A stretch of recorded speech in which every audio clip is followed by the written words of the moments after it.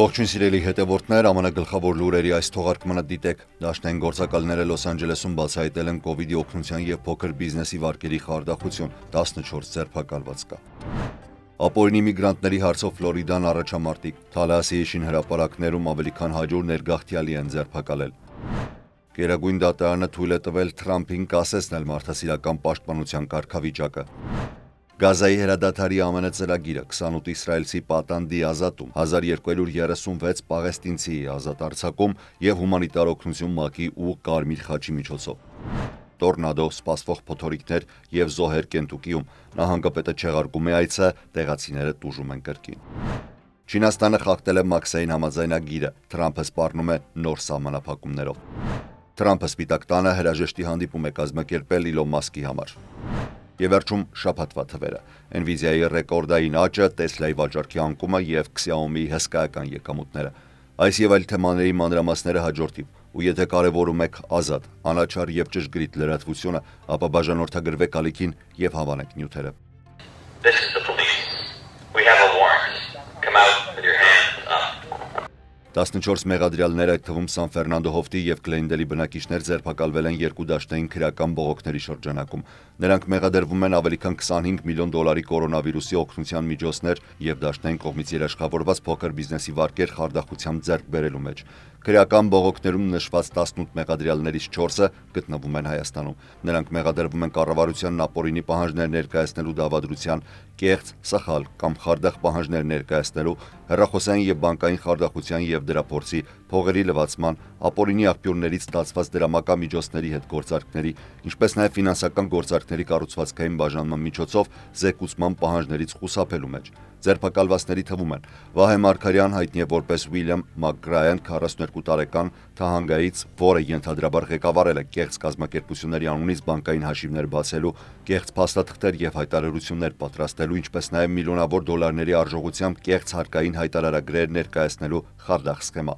Սարգիս Գարեգինովիչ Սարգսյան, 37 տարեկան, հայտնի որպես Սամուել Շոու Գլենդելից, որը ի թիվս այլ մեղադրանքների ներկայացրել է կեղծ հայտ եւ փաստաթղթեր ավելի քան $700,000 ՓՄԶ վարկ ձեռք բերելու համար։ Մերի Բաբայան, 32 տարեկան, հայտնի է որպես Մերի Diamonds Van Nice-ից, որը մյուս երկու մեղադրյալների Վահե Մարգարյանի եւ Հովհաննես Հովհաննիսյանի հետ միասին 2021 թվականի մայիսին ներկայացրել են կեղծ վաճառքի գործարք, որի միջոցով $3 միլիոն են ստացել։ Աքսել Մարգարյան, 42 տարեկան, հայտնի է որպես Աքսել Մարկ Պակոյմայից, որը ենթադրաբար 2023 թվականի հունիսին ավելի քան $5 միլիոն է ստացել կեղծ փաստաթղթերով եւ այդ գումարից առնվազն $100,000 փոխանցել է Հայաստան։ Իրականացված գործողության ընթացքում իրավապահներն առգրավել են մոտ $20,000, բջջային հեռախոսներ, նոթբուքներ, 2 լիցքավորված կիսաավտոմատ ատրճանակներ եւ 9 մմ տրամաչափի փամփուշտներ։ ԱՄՆ արդարադատության նախարարության ներկայացուցիչը նշել է, այս գործողությունը ուղերձ է բոլոր նրանց համար, ովքեր փորձել են շահարկել կառավարության միջոցները,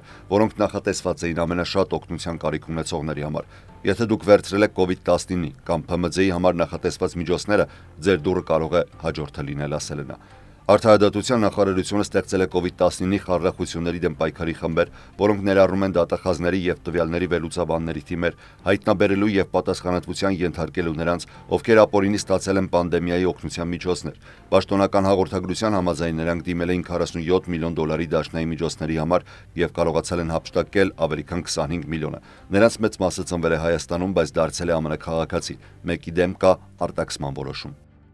Ներքին անվտանգության նախարարության ներքին հետախուզության ստորաբաժանումը, որը գործում է ներգաղթի եւ մաքսային ծառայության ներքո, Ֆլորիդայի ճանապարհային պարեկները եւ այլ դաշնային ու նահանգային իրավապահ մարմինները միայն 3 Ֆլորիդայի Թալահասի քաղաքում անցկացրել են ներգաղթի խոշորային մեկօրյա արշավներից մեկը, որի ժամանակ ավելի քան 100 մարդ է կալանավորվել։ Այս գործողությունը տեղի է ունեցել Ֆլորիդայի պետական համալսարանի մոտ ուսանողական բնակարանի շինհրապարակում։ Իրավապահները ստուգել են բոլորի անձը հաստատող փաստաթղթերը, ապա ազատ արձակել կամ ձերբակալել նրանց։ Ներքին անվտանգության նախարարությունը հայտարարել է, որ ձերբակալել են ավելի քան 100 ապօրինի ներգաղթյալների, որոնցից մի քանիսը նախկինում արտաքսվել էին կամ քրեական անցյալ ունեն։ Կալանավորվածներից ոմանք լրագրողներին ասել են, որ Մեքսիկայից, Վենեսուելայից, Նիկարագուայից եւ Հոնդուրասից են, իսկ պաշտոնյաները նշել են նաեւ Գվատեմալայից, Էլ Սալվադորից եւ Կոլումբիայից ներգաղթյալների մասին։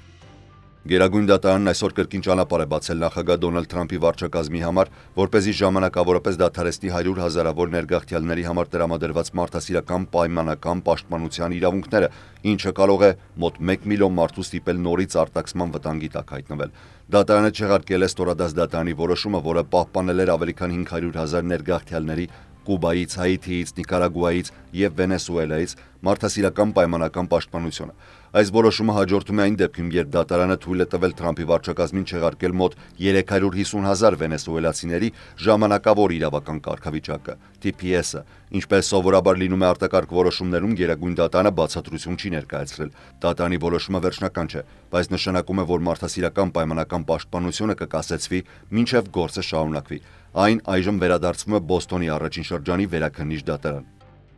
Միացյալ Նահանգներն առաջարկել է 60-օրյա հրադադարի ծրագիր Գազայի համար, որով Իսրայելը միջազգային աճող ճնշման ներքո թույլ կտա կենսական օգնություն հասցնել շրջափակված գոտի։ Առաջին շաբաթվա ընթացքում Համասը կազատի 28 իսրայելցի պատանդի եւ Իսրայելը կազատի 1236 պաղեստինցի բանտարկյալների եւ կփոխանցի 180 պաղեստինցիների դիեր։ Իսրայելը նաեւ կհամաձայնի, որ ՄԱԿ-ը, Կարմիր խաչն ու այլ հաստատված օգնություններ տրամադրվեն Գազային։ Սա այն դեպքում, եթե Համասը համաձայնի հրադադարի ծրագրին, որը երաշխավորում են Միացյալ Նահանգների նախագահ Դոնալդ Թրամփը եւ միջնորդները Եգիպտոսն ու Քաթարը։ Իսրայելը շրջափակումը կիրառել էր մարտին կնքված նախորդ հրադադարի խափանումից հետո։ Մարդասիրական ընկերությունները զգուշացնում են, որ 2 միլիոն պաղեստինցիներ սովի եզրին են եւ եվրոպական շատ երկրներ, որոնք սովորաբար խուսափում են Իսրայելի քննադատությունից, հիմա ավելացնում են ճնշումը։ Ֆրանսիայի նախագահ Էմանուել Մակրոնը սպառնացել է կիրառել պատժամիջոցներ, ասելով, եթե մոտ ժամերի եւ օրերի ընթացքում հումանիտար ճգնաժամի վերաբերյալ բավարար արձագանք չլինի, մենք պետք է խստացնենք մեր դիրքորոշումը եւ կիրառենք մեր ընդունած կանոնները։ Սպիտակ տունը հաստատել է, որ Իսրայելը համաձայնել է ԱՄՆ հրադադարի առաջարկին։ Համասը հայտնել է, որ ուսումնասիրում է առաջարկը եւ պատասխան կտա առաջիկա ժամերին։ Միացյալ Նահանգների ծրագիրը նախատեսում է, որ Համասը վերջնականապես ազատի մնացած 30 պատանդներին, երբ հաստատվի մշտական հրադադար։ Այդ պահին Իսրայելը կդադարեցնի Գազայում բոլոր ռազմական գործողությունները եւ փուլերով դուրս կբերի զորքերը։ Ազգային օդերևութաբանական ծառայությունն այսօր տորնադոյի նախազգուշացումներ է հրապարակել Կենտուկի, Թենեսի, Արևմտյան Վիրջինիա եւ Վիրջինիա նահանգների որոշ հատվածների համար։ Եվ սա մի քանի ժամ անց այն բանից, երբ ուժեղ փոթորիկը հարվածել է Կենտուկի կենտրոնական շրջանի մեկուսացած տարածքին, վիրավորելով 7-ին եւ դառնալով 1 մարդու մահվան պատճառ։ Նահանգապետ Էնդի Բեշիրը չեղարկել է պլանավորված այցը Պուլասկի եւ Լորել շրջաններ, որոնք տուժել էին այս ամիս ավելի վաղ տեղի ունեցած տորնադոից, որի հետևանքով նահանգում զոհվել էր 19 մարդ։ Նա սոցիալական ցանցերում հայտնել է, որ պաշտոնյաները արձագանքում են Վաշինգտոն շրջանում հնարավոր տորնադոյի մասին հաղորդումներին։ Շերիֆի գրասենյակն էլ սոցիալական ցանցում հորդորել է մարդկանց մնալ տանը, որպեսզի արտակարգ ծառայություններն իրենց գործը կարողանան ճշգրիտ կատարել։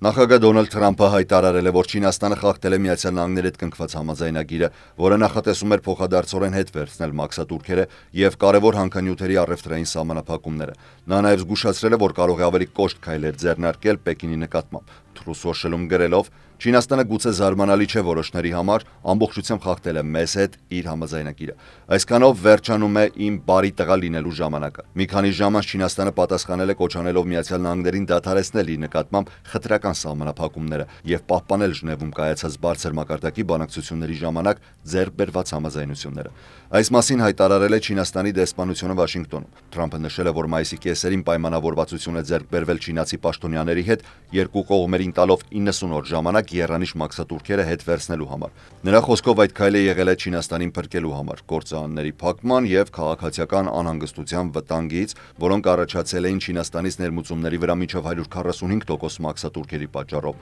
Թրամփը չի հստակեցրել, թե ինչ կերպ է Չինաստանը խախտել համաձայնագիրը։ Սակայն Միացյալ Նահանգների առևտրի ներկայացուցիչ Ջեյմսոն Գրիրը CNBC-ին հայտնել է, որ չինական հակադարձ միջոցների պատճառով դադարեցված կարևոր հանքանյութերի մատակարարումները դեռ չեն վերականգնվել, ինչպես պահանջում էր համաձայնագիրը։ Թրամփն այսօր Սպիտակ տանը հրաժեշտ է տվել Իլոն Մասկին ջերմ մթնոլորտում ավարտելով միլիարդատիրոջ վիճահարույց պաշտոնավարությունը։ Մասկը հեռանում է կառավարության արդյունավետության վարչության Դոջի ղեկավարի պաշտոնից եւ նախատեսում է կրկին ամբողջությամբ կենտրոնանալ իր բիզնեսների վրա, այդ թվում էլեկտրոմոբիլներ արտադրող Տեսլայի, տիեզերական տեխնոլոգիաների SpaceX-ի եւ սոցիալական մեդիայի X հարթակի վրա։ Թրամփը շնորհակալություն է հայտնել Մասկին Վաշինգտոնում գործերի հին ձևը փոխելու համար եւ նշել, որ իր աշխատակազմի որոշ անդամներ կմնան վարչակազմում։ կազմում։ Չնայած բոլոր կրճատումների մասկահեռու մնաց իր սկզբնական բարձր նշաձողից, խոստացված 1-ից 2 տրիլիոն դոլարի փոխարեն նա իջեցրել էր նպատակակետը մինչև 150 միլիարդի այս ֆինանսական տարում։ Չնայած Դոջի պաշտոնական կայքում խոսում են 175 միլիարդ դոլարի խնայողության մասին, դրանք հաճախ պարունակում են սխալներ եւ չափազանցված տվյալներ։ Թրամփը նաեւ նշել է, որ Մասկը իրականում չի հեռանում եւ շարունակելու է կապ պահել, հետեւելով վարչակազմի աշխատանքներին։ ԱՄՆ մաքսային տուրքերի շուրջ թարմ զարգացումներից մինչև Nvidia-ի լավ եւ վատ նորությունները, սա է շաբաթվա հիմնական թվերը։ 50% սկզբում նախատեսված էր, բայց հետո չեղարկվեց ԵՄ արտադրանքների նկատմամբ։ Այն պետք է ուժի մեջ մտներ հունիսի 1-ից։ Թրամփը սպառնացել էր սահմանել այդ տուրքը հիասթափված լինելով բանակցությունների դանդաղ առաջընթացից, բայց հետո հրաժարվել էր այդ մտադրությունից Եվրոպական հանձնաժողովի ղեկավար Ուրսուլա ֆոն դեր Լայենի հետ տեղի ունեցած հեռախոսազրույցից հետո։ Ֆինանսների նախարար Սկոտ Բեսենթը Fox News-ին ասել է, որ կոշտ խոսակցությունները արդյունավետ էին։ Ինչպես տեսակ, նախագահ Թրամփի 50% տուրքի սպառնալիքից հետո Եմեն շատ արագ եկավ բանակցությունների սեղանի շուրջ, եւ այժմ մենք առաջընթաց ենք տեսնում։ 69%-ը Nvidia-ի վաճառքների աճն է վերջին եռամիսյակում։ Այս լուրերը ոգևորել են շուկաներին եւ նպաստել ընկերության բաժնետոմսերի թանկացմանը։ Սակայն ընկերությունը նաեւ զգուշացրել է, որ Չինաստան ուղղվող արտահանումների սահմանափակումները կկրճատեն վաճառքներն առաջիկա ժամանակահատվածում 8 միլիարդ դոլարով, ինչի հետևանքով այն ստիպված է եղել ներկայացնել սպասվածից ցածր կանխատեսումներ։ 49%-ը ապրիլին Տեսլայի վաճառքների անկումն է Եվրոպայում։ Այն դեպքում, երբ էլեկտրոմոբիլների ընդհանուր շուկան տարածաշրջանում աճել է, վերլուծաբանները կարծում են, որ այս թիվը ցույց է տալիս, որ Model Y-ի թարմացված տարբերակը Եվրոպայում չի խթանում վաճառքները, մասնավորապես Իլոն Մասկի աջակողմյան քաղաքական հայացքների հետ կապված դժգոհությունների պատճառով։ Մոտ 15.5 միլիարդ դոլար, սա Xiaomi-ի ռեկորդային եկամուտն է։ Այս ցուցանիշը հաստատում է, որ ընկերությունը խիստ ընդլայնում է իր գործունեությունը ավտոմեքենաների ոլորտում, իսկ YU7 SUV մոդելն արդեն հայտնվել է ցուցասրահներում ուղիղ մարտահրավեր նետելով Տեսլային։ Եվ վերջապես, մոտ 327 միլիոն դոլար, սա ռեկորդային համախառն եկամուտն է Հյուսիսային Ամերիկայի կինոթատրոններում ցուցադրված 10 լավագույն ֆիլմերի համար որևէ Memorial Day հանգստյան օրերի ընթացքում։ Վաճառքները խթանել են նոր էկրան բարձրացած առաքելությունն անհնարին է ֆիլմը եւ Disney-ի Lilo-ն եւ Stitch-ը։ Այս թվերը նոր շունչ են տվել կինոյի ոլորտին, բայց տոմսերի վաճառքը դեռևս չի հասել նախահամաճարակային մակարդակներին։ Այսօրվա լուրերից առանձնացրել էինք այսքանը, ես Հարություն Մինասյանն եմ, շնորհակալ եմ ուշադրության համար, առողջ եղեք։